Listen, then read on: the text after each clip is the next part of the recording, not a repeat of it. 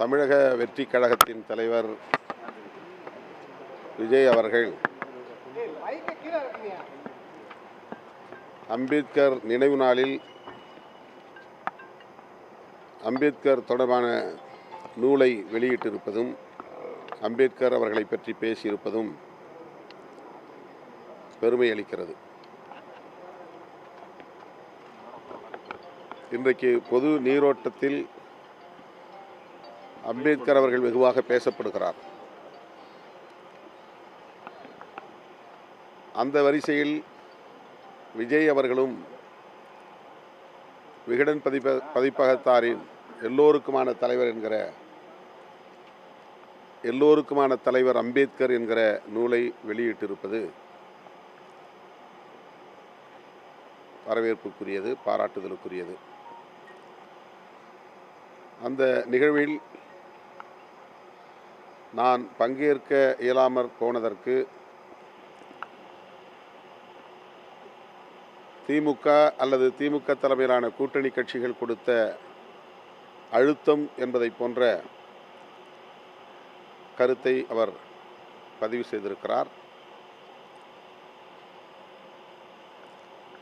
அதில் எனக்கு உடன்பாடு இல்லை. அப்படி எந்த அழுத்தமும் இல்லை என்பதை நான் தெளிவுபடுத்தியிருக்கிறேன். அழுத்தம் கொடுத்து அதற்கு இணங்கக்கூடிய அளவுக்கு நானோ அல்லது விடுதலை சிறுத்தைகள் கட்சியோ பலவீனமாக இல்லை என்பதையும் பதிவு செய்ய விரும்புகிறேன். இந்த நிகழ்வில் நான் பங்கேற்காமல் போனதற்கு திரு விஜய் அவர்கள் காரணமில்லை. அவருக்கும் எங்களுக்கும் எந்த விதமான சிக்கலும் இல்லை. ஆனால் எங்கள் இருவரையும் வைத்து, அதாவது விஜய் திருமா இருவரும் மேடையில் ஏறப்போகிறார்கள் என்று அதிகாரபூர்வமாக நிகழ்வு உறுதிப்படுத்தப்படாத நிலையிலேயே அரசியல் சாயம் பூசியவர்கள் யார், அதற்கு என்ன பின்னணி என்பதை ஆய்ந்து பார்க்க வேண்டிய தேவை உள்ளது. அவர்கள் எந்த பின்னணியில் இயங்குகிறார்கள், எப்படி இந்த செய்தியை வெளியிட்டார்கள், அதை ஒட்டி சமூக ஊடகங்களில் வாதிட்டவர்கள் எந்த பின்னணியிலிருந்து கருத்துக்களை முன்வைத்தார்கள் என்பது முக்கியமானது. ஏறத்தாழ 1/4 நூற்றாண்டு காலம் தேர்தல் அரசியல் களத்திலே நாங்கள் நிற்கிறோம். ஓரளவுக்கு எங்களாலும் யூகிக்க முடியும் யார் என்ன பின்னணியில் இயங்குகிறார்கள், என்ன பின்னணியில் பேசுகிறார்கள் என்பதை கணிக்க முடியும். அந்த வகையில்தான் அம்பேத்கர் நூல் வெளியீட்டு விழாவை அரசியலாக்கி விடுவார்கள், அப்படி அரசியல்படுத்துவதை நான் விரும்பவில்லை என்கிற அடிப்படையில்தான் நானே முன்கூட்டியே விகடன் பதிப்பகத்தாரிடத்தில் சொல்லிவிட்டேன். விஜய் அவர்களோடு எங்களுக்கு எந்த சிக்கலும் இல்லை, உங்கள் மீதும் எங்களுக்கு எந்த வருத்தமும் இல்லை. தமிழ்நாட்டில் எங்கள் கூட்டணியை குறிவைத்து காய்களை நகர்த்துகிற அரசியல் நடந்து கொண்டிருக்கிறது. அவர்களுக்கு மீண்டும் ஒரு முறை வெறும் வாய்க்கு அவல் கிடைத்ததைப் போல ஒரு வாய்ப்பை தர நான் விரும்பவில்லை. எனவே என்னுடைய வாழ்த்துக்கள், வெற்றிகரமாக இந்த விழாவை நீங்கள் நடத்துங்கள் என்று ஏற்கனவே நான் கூறிவிட்டேன். நான் சுதந்திரமாக எடுத்த முடிவு, நல்லெண்ணத்தின் அடிப்படையில் எடுத்த முடிவு, விடுதலை சிறுத்தைகள் அங்க வகிக்கக்கூடிய கூட்டணியின் நோக்கம் சிதையாமல் இருக்க வேண்டும் என்கிற அடிப்படையில் தொலைநோக்கு பார்வையோடு நான் எடுத்த முடிவு. எனக்கு எந்த வகையான பிரஷரும் இல்லை. திமுக அதில் தலையிடவில்லை. சார், 2026 திமுக கூட்டணி ஆட்சிக்கு வரணும் அப்படின்னு நீங்கள் சொல்கிறீங்க. ஆனால் மன்னர் ஆட்சி 2026 வரக்கூடாதுன்னு உங்கள் கட்சியோட துணை பொதுச் செயலாளர் சொல்கிறாரு. திமுகவை மீன் பண்ணுறதா இருக்குது. அதை பற்றி நீங்கள் என்ன சொல்கிறீங்க? விடுதலை சிறுத்தைகள் கட்சியில் அவர் இருந்தாலும், துணை பொதுச் செயலாளர் பொறுப்பிலே அவர் இருந்தாலும், வாய்ஸ் ஆஃப் காமன் என்கிற அமைப்பின் சார்பில் அவர் அந்த நிகழ்விலே பங்கேற்றார் என்பதுதான் உண்மை.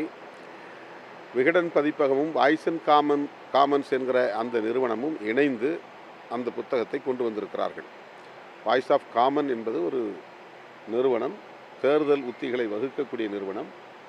அது கோ பப்ளிஷர், இணை வெளியீட்டாளர் என்கிற அடிப்படையில் எல்லோருக்குமான தலைவர் அம்பேத்கர் என்கிற நூலை வெளியிடுவதில் ஈடுபட்டிருக்கிறது. ஆகவே அவர் முக்கியமான ஒரு பங்கை வகிக்கிறார் அந்த நூல் வெளியீட்டில். எனவே அந்த நிகழ்வில் அவர் பங்கேற்றார். அவர் சொல்லியிருக்கிற கருத்துக்கு அவர் மட்டுமே பொறுப்பு, கட்சி பொறுப்பல்ல. தொடர்ந்து திமுகவுக்கு தான் அது ஒவ்வொரு தனி மனிதருக்கும் ஒரு சுதந்திரம் இருக்குது, கருத்து சொல்லலாம். கட்சிக்குள்ளே 100 பேர் இருக்கிறோம், 100 கருத்து சொல்ல முடியும். இல்லை, அவர் தொடர்ந்து திமுகவுக்கு எதிராகவே கருத்துக்களை பதிவு செய்கிறார். அவர் மீது கட்சி நடவடிக்கை எடுக்கப்படும். ஏனென்றால் அவர் கட்சி சார்பாக இல்லைங்கிறீங்க, ஆனால் அவர் வந்து அப்படி இல்லை கட்சியில் இருக்கிறாரு. அந்த கருத்து அவருடைய தனிப்பட்ட கருத்து, அவ்வளோதான். அதில் விடுதலை சிறுத்தையில் அந்த கருத்தை கிளைம் பண்ணல. போதை ஒழிப்புக்கு அடுத்த கட்டமாக என்ன பண்ண போறீங்க? உங்களுடைய மனசாட்சி அங்கே தான் இருக்குது, அந்த நிகழ்ச்சியில் தான் இருக்குன்னு சொல்லி தான் அவர் வந்து பேசுகிறாரு. ஒருவேளை உங்கள் மனசாட்சியாக அவர் பேசியிருக்காரா? அவர் ஒரு நம்பிக்கையில் சொல்கிறாரு. இந்த மாதிரி அவர் நான் கலந்து கொள்ள முடியலங்கிற ஒரு வருத்தம் அவருக்கு இருக்குது, ஒரு ஆதங்கம் இருக்குது. தன்னை ஆற்றுப்படுத்திக் கொள்ளக்கூடிய வகையிலே அவர் அந்த கருத்தை சொல்லியிருக்கிறார். உங்களுக்கு வருத்தம் இல்லையா? எதில் உங்களுக்கு வருத்தம் இல்லையா? எதில் வருத்தம்? அவர் தெரிவித்த கருத்து இல்லை சார். அவர் தெரிவித்த கருத்துலையா இன்னைக்கு கலந்து கொள்ள வேண்டிய கலந்து கொள்ளாத உங்களுக்கு வருத்தமாக வருத்தம் இல்லை. நான் தான் தொடக்கத்திலே சொல்லிட்டேன், அது சுதந்திரமாக எத்தனையோ நூல் வெளியீட்டு விழாவில் நான் பங்கேற்றிருக்கிறேன். அம்பேத்கரை பற்றி எத்தனையோ மேடைகளை நான் பேசியிருக்கிறேன், ஆயிரக்கணக்கான மேடைகளில் நான் பேசியிருக்கிறேன். எனவே இந்த மேடையில் பங்கேற்க இயலவில்லை, அதனால் நான் அம்பேத்கர் கருத்துக்கு எதிராக இருக்கிறேன் என்பதை போன்ற தோற்றத்தை சிலர் உருவாக்க முயற்சிக்கிறார்கள். அது தவறு. பொதுவெளியிலே இன்றைக்கு நடிகர் விஜய் போன்றவர்கள் எல்லாம் அம்பேத்கர் அவர்களை பற்றி பேசுவது என்பது புரட்சியாளர் அம்பேத்கருக்கு கிடைத்த ஒரு மாபெரும் வெற்றியாக நான் பார்க்கிறேன். மற்றபடி எனக்கு இதில் எந்த வருத்தமும் இல்லை, நெருடலும் இல்லை. இன்று மாலை இது வந்து மேடைக்கான ஒரு கருத்து. அதை வந்து நம்ம ஒரு பெரிதுபடுத்த வேண்டிய தேவையில்லை. இப்போ தாவேக்காவும் விசிகாவும் சேர்ந்து கூட்டணி வந்து இளைஞருக்கான ஒரு இதை உருவாக்கலாம்னு சொல்லியிருக்காரு. இப்போ நீங்கள் அதை எப்படின்னு நீங்கள் நினைக்கிறீங்க? இல்லை, அவர் அவருடைய விருப்பத்தை வெளிப்படுத்தியிருக்கிறாரு. அவருடைய ஒரு செயல் திட்டமாக அப்படி ஒரு செயல் திட்டத்தை வகுக்கலாங்கிற எண்ணம் கூட அவர் இருக்கலாம். அது அவங்களுடைய தனிப்பட்ட கருத்து. நாங்கள் ஏற்கனவே ஒரு கூட்டணியில் இருக்கிறோம் என்பதை பலமுறை நான் சொல்லியிருக்கிறேன். அந்த கூட்டணியை உருவாக்கியதில் விடுதலை சிறுத்தைகளுக்கும் ஒரு பங்கு உண்டு. அந்த வகையில் நாங்கள் அந்த கூட்டணியில் தொடருவோம் என்பதை பல முறை சொல்லியிருக்கிறேன், இப்போதும் சொல்லுகிறேன். நீங்கள் மக்கள் பிரச்சனையில் நான் வந்து இந்த போட்டோ ஷூட் நடத்துறது, ட்வீட் போடுறது, அவங்களுக்கு அறிக்கை விடுறது, இந்த மாதிரி சம்பிரதாய அரசுலாம் எனக்கு வந்து விருப்பமே இல்லை. என்ன செய்யறது, நானே ஆனால் சம்பிரதாயத்துக்கு இதெல்லாம் செய்ய வேண்டியிருக்கு அப்படின்னு சொல்றாரு. இது வந்து அரசியல் கட்சி தலைவராக அதுதான் அவருக்கு உடன்பாடு இல்லை. ஆனாலும் அதுக்கு உடன்படக்கூடிய நிலை, இதுதான் அரசியல். அரசியலை நோக்கி, அதிகார மையத்தை நோக்கி போக போக நாம் நிறைய கற்றுக்கொள்ள நேரிடும். 200+ அதைத்தான் அவர் இன்றைக்கு அவர் வெளிப்படுத்தியிருக்கிறார். 200+ தொகுதியில் நீங்கள் ஜெயிக்கணும்னு சொல்கிறீங்க. ஆனால் அவங்க வந்து இருமாப்பு அப்படின்னு சொல்லி விஜய் பேசியிருக்காரு. மைனஸில் போயிடுவீங்க 2026ன்னு சொல்லியிருக்காரு. இதுக்கெல்லாம் கருத்து சொல்ல முடியாது. அது அவரு போதை ஒழிப்பு அதுதான் அவருடைய கருத்தை அவர் சொல்லியிருக்கிறார். அதுக்கு வந்து அதை விட கூடுதலான விளக்கம் தேவைன்னா அவர்கிட்ட தான் நீங்கள் பேசுங்க. போதை ஒழிப்பு வந்து மாநாடு நடத்துனீங்க, அதுக்கு அடுத்த கட்டமாக அது சம்பந்தமாக என்ன முயற்சி? நாங்கள் வந்து இப்போ கட்சியின் மறுசீரமைப்பு நடவடிக்கைகளில் ஈடுபட்டு வருகிறோம். அதன் பிறகு எல்லா ஒன்றியங்களிலும் மது ஒழிப்பு மகளிர் குழுவை நாங்கள் கட்டமைக்க இருக்கிறோம். அந்த மகளிர் குழுவினருக்கு மது ஒழிப்பு தொடர்பான விழிப்புணர்வு பிரச்சாரங்களை அல்லது பயிற்சியை நாங்கள் தர திட்டமிட்டிருக்கிறோம். இது ஒரு நீண்டகால செயல் திட்டம். அதற்கான அடிப்படை பணிகளை இந்த மறுசீரமைப்பு முடிந்தவுடன் மேற்கொள்வோம். இது குறித்த போராட்டங்கள் ஏதாவது ஆதவ் அர்ஜுன் மீது வந்து நடவடிக்கை எடுக்கப்படுமா? ஏற்கனவே கேட்டது திமுக தொடர்ந்து கூட்டணியை வந்து காப்பாத்துறீங்க, நீங்க எல்லாம் ஒன்னா இருக்கீங்க. அதுதான், அதாவது திமுக தலைமையிலான கூட்டணியில் விடுதலை சிறுத்தைகள் அங்கம் வகிக்கிறது. இந்த நிலையிலே திமுக கூட்டணியில் குழப்பத்தை ஏற்படுத்தும் வகையில் அவர் கருத்து தெரிவித்து வருகிறார் என்பது உண்மை. அவரிடம் விளக்கம் கேட்போம், உரிய விளக்கம் கிடைக்கும் என்று பார்ப்போம். அதன் பிறகு இயக்க முன்னணி தோழர்களோடு கலந்து பேசுவோம். தலைமைக்கு கட்டுப்படாதவராக இருக்கிறார்.